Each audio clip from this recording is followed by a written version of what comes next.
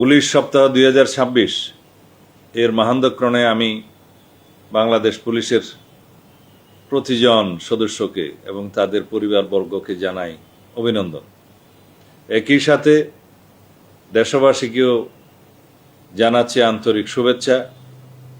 যাদের নিরাপত্তা নিশ্চিত করাই আমাদের মূল লক্ষ্য এবং কর্তব্য।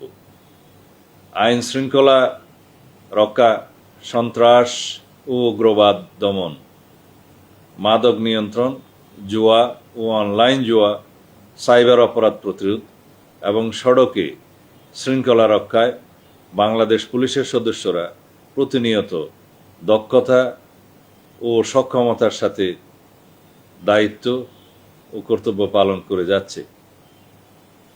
জননিরাপত্তা নিশ্চিতে নানা সীমাবদ্ধতা সত্ত্বেও বাংলাদেশ পুলিশের নিরবচ্ছিন্ন পেশাদারিত্ব, সাহস এবং নিষ্ঠার প্রতি আমরা স্বীকৃতি জানাই। প্রিয় পুলিশ সদস্যবৃন্দ, আপনারা কেবল রাষ্ট্রের কর্মচারী নন, আপনারা এই সমাজের শান্তি শৃঙ্খলা রক্ষার অতন্দ্র প্রহরী। বর্তমান সরকার একটি আধুনিক ও জনবান্ধব পুলিশ বাহিনী গড়ে তুলতে বদ্ধপরিকর। পুলিশ সদস্যদের কল্যাণ এবং কর্মপরিবেশ উন্নয়নে ধারাবাহিক উদ্যোগ গ্রহণ করা হচ্ছে।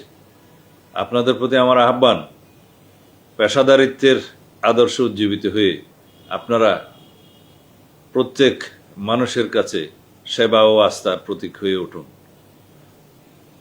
ভুক্তভোগীকে তার প্রাপ্য আইনি সেবা পেতে সর্বোচ্চ সহযোগিতা করুন।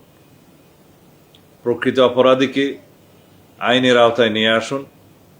কোনো নিরপরাধ মানুষ যেন হয়রানির শিকার না হয়, সেদিকে সর্বোচ্চ সতর্ক থাকুন।